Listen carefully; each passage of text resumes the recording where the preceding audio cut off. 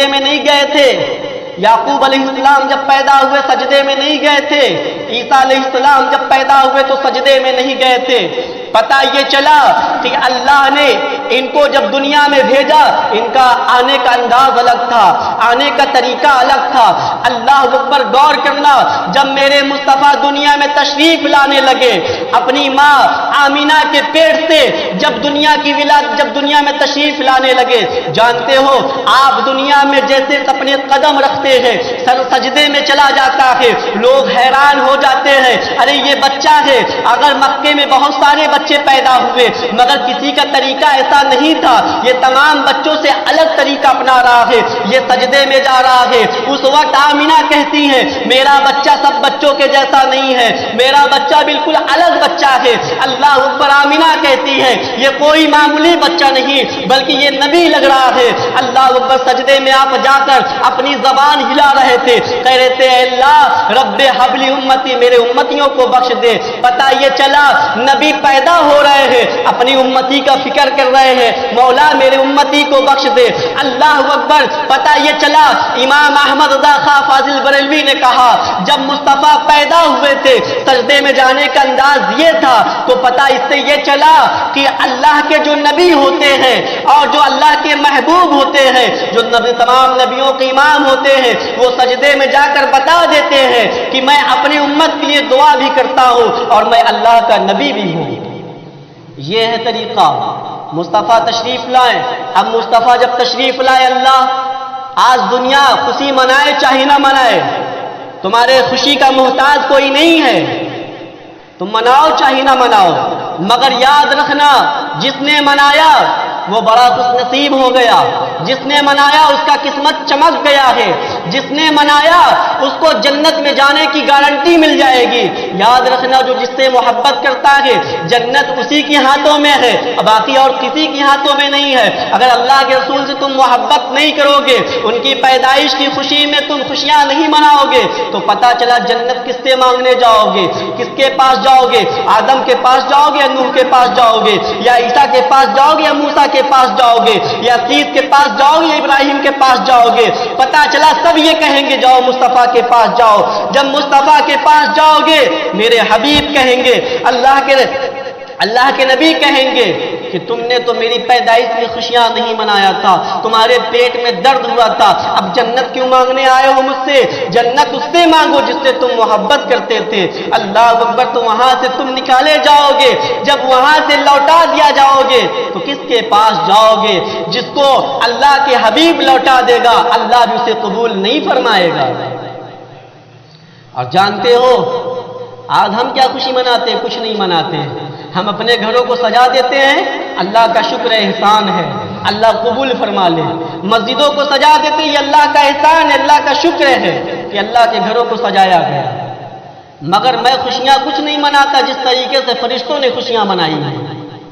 جب اللہ کے نبی دنیا میں تشریف لائے اللہ نے حکم فرمایا فرشتوں جاؤ میرے محبوب کی زیارت کرو، میرے حبیب کی زیارت کرو، اور جو فرشتہ ایک بار زیارت کر لے گا قیامت تک اس کی باری نہیں آئے گی۔ فرشتے آئے، زیارت کرنے لگے۔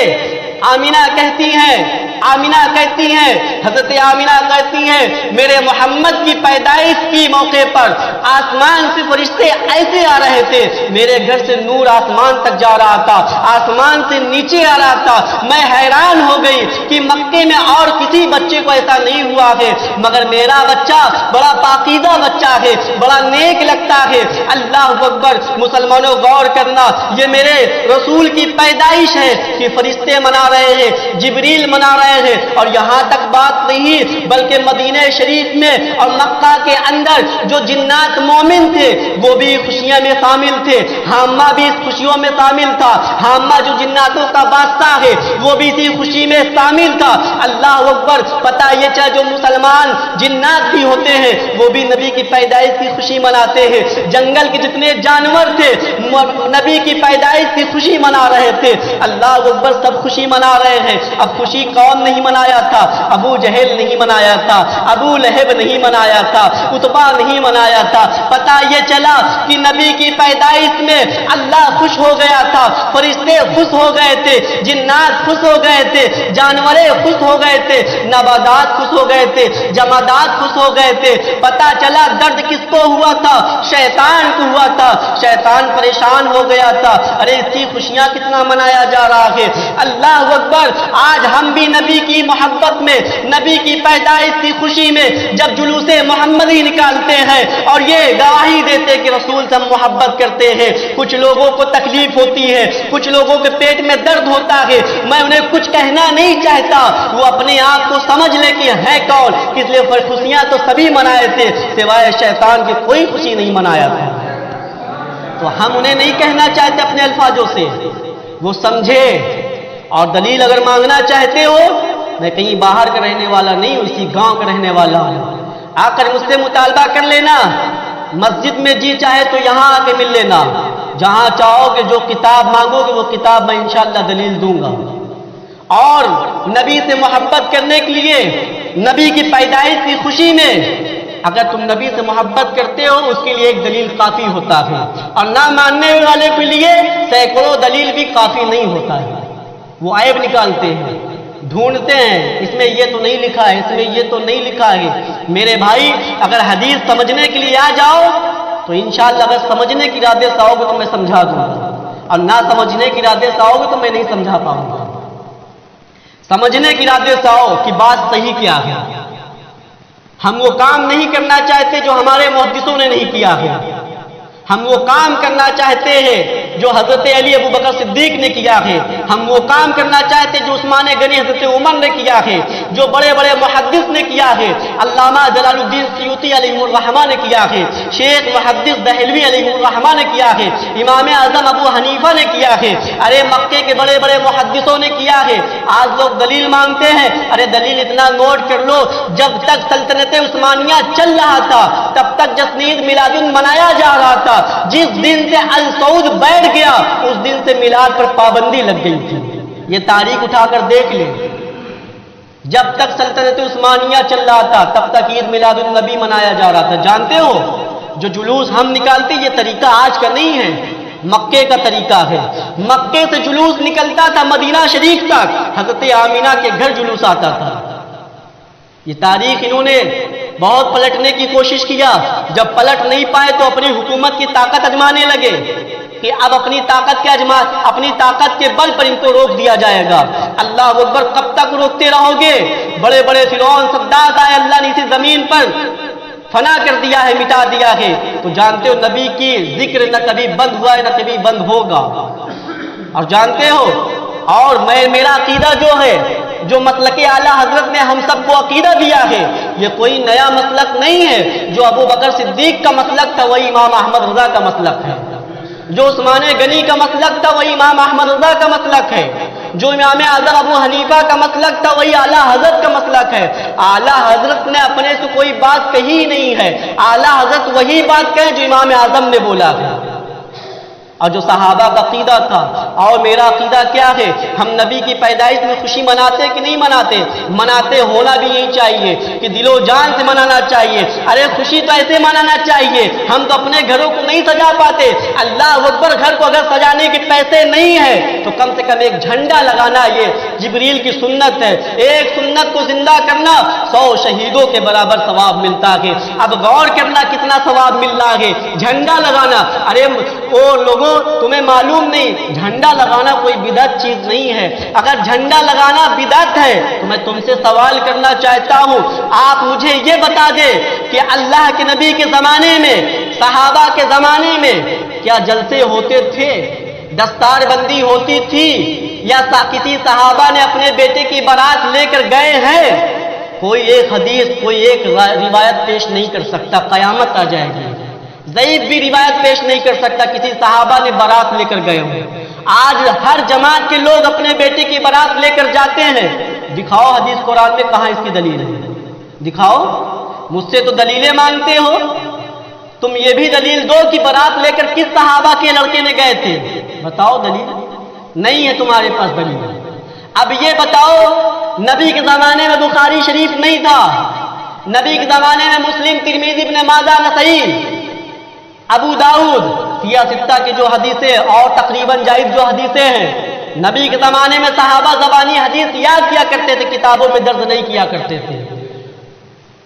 تو اب امام اعظم ابو حنیفہ کے زمانے سے یہ چیز ہوا ہے، تابعین کے زمانے سے امام اعظم نے بہت ساری حدیثیں آپ نے زبانی یاد کی، اس کے بعد کتابوں میں لکھنا شروع کیا۔ پھر امام شافعی کا زمانہ آیا، کیونکہ امام شافعی جس دن امام اعظم ابو حنیفہ کا انتقال ہوا تھا اسی دن امام شافعی کی پیدائش ہوئی تھی، اسی دن پیدائش ہوئی تھی۔ امام شافعی خود کہتے ہیں امام اعظم سے بڑا کوئی محدث اور کوئی فقیہ نہیں ہے، اور لوگ دلیل مانگتے ہیں۔ ارے آپ کو دلیل مانگنا ہے، اللہ کے پیغمبر صلی اللہ علیہ وسلم مسجد نبوی میں منبر پر کھڑے ہو کر اپنی میلاد کا ذکر خود کرتے ہیں۔ میرے مصطفیٰ ارشاد فرماتے ہیں، میرے پیارے صحابہ تم یہ پوچھنا چاہتے ہو میں اپنی میلاد کیوں مناتا ہوں اور پیر کے دن میں روزہ کیوں رکھتا ہوں؟ صحابہ نے فرمایا ہاں یا رسول اللہ بتا دے۔ اللہ کے نبی نے فرمایا پیر کے دن میں دنیا میں تشریف لایا اور اپنی پیدائش کی خوشی میں روزے سے مناتا ہوں، اپنی میلاد کا ذکر تو میرے مصطفیٰ خود کرتے ہیں۔ اگر یہ بدعت اور شرک ہوتا تو میرے مصطفیٰ اس مسجد نبوی میں کھڑے ہو کر یہ خطبہ نہ دیتے، اپنی میلاد کی فضیلت بیان نہ کرتے۔ وہ لوگوں یہ ترمذی شریف کی حدیث میں ہے، اور آگے حدیث دیکھنا ہے تو مسلم میں بھی اٹھا کر دیکھ لینا، یہ سیاہ ستہ کے اندر کی حدیثیں ہیں، باہر کی حدیث میں نہیں بتا رہا ہوں۔ اگر باہر کا حدیث نوٹ کرنا ہو المستدرک میں اٹھا کر دیکھ لو، الحاکم میں اٹھا کر دیکھ لو، سنن کبریٰ میں اٹھا کر دیکھ لو، سنن نسائی میں اٹھا کر دیکھ لو، مصنف ابن ابی شیبہ میں اٹھا کر دیکھ لو، مصنف ابن عبد الرزاق میں اٹھا کر دیکھ لو، تحویل شریف میں اٹھا کر دیکھ لو، مشکات میں اٹھا کر دیکھ لو۔ اللہ کی قسم آپ پوری کتاب پڑھ ڈالے، ہر کتابوں میں نبی کا میلاد کا ذکر لکھا ہوا ہے، نبی کے پیدائش میں خوشیاں منانے کا ذکر آیا ہوا ہے۔ آپ کہتے دلیل دو، دلیل مانگنے کی بات کرتے ہو، آؤ نوٹ کرو، آپ کو ایک دلیل میں اور دے دیتا ہوں جو سب سے پسندیدہ تمہاری کتاب ہے اور میرے نزدیک بھی پسندیدہ کتاب ہے۔ قرآن کے بعد بخاری کا درجہ دیا جاتا ہے، مگر میں کہتا ہوں بخاری کے برابر میں مسلم شریف بھی ہے، مگر تم بخاری کو افضل سمجھتے ہو تو چلو تمہارے ہی نزدیک تمہارا جواب دے دیتا ہوں۔ بخاری شریف کی حدیث ہے، صفحہ نمبر 157 ہے، کتاب النکاح ہے، حدیث نمبر 5101 پر ہے، یہ اٹھا کر دیکھ لینا، بخاری میں کتاب النکاح میں صاف صاف لکھا ہے۔ جب اللہ کے نبی کی ولادت، اللہ کے نبی دنیا میں تشریف لانے لگے، ابو لہب کہتا ہے صوبیا جاؤ میرے بھائی عبداللہ کے گھر دیکھو، آج لڑکا پیدا ہونے والا ہے، آج خوشیاں ظاہر ہوگی، آج اللہ کی نعمت آنے والا ہے۔ اللہ اکبر۔ جب صوبیا کو ابو لہب نے بھیجا، ابو لہب کون ہے جانتے ہو؟ یہ کافر ہے، یہ ایمان نہیں لایا تھا۔ اس کے بارے میں قرآن کی آیت اللہ نے نازل فرمائی ہے، تبت یدا ابی لہب وتب ما اغنی، لاچار ہو جائے ابو لہب کے ہاتھ، ٹوٹ جائے ابو لہب کے ہاتھیں۔ اللہ اکبر۔ اللہ تعالیٰ نے ابو لہب پر بڑی لعنتیں برسائی ہے، اور ابو لہب کافروں کے سردار ہیں جن کے بارے میں قرآن کی آیت نازل ہو جائے، مگر وہ ابو لہب اپنے بھتیجے محمد کی خوشی کے لیے کہتا ہے صوبیا جاؤ دیکھو میرے بھائی عبداللہ کے گھر میں آج بچہ پیدا ہونے والا ہے، اور جیسے کہ بچہ پیدا ہوگا مجھے آ کر بتا دینا۔ صوبیا گئی، دیکھتی ہے اللہ کے پیغمبر دنیا میں تشریف لا لیے، اور جب دنیا میں تشریف لائے صوبیا آئی، کئی ابو لہب جانتے ہو آپ کے بھائی کے گھاں محمد پیدا ہوا، لڑکا پیدا ہوا ہے، اس کا نام محمد رکھا گیا ہے۔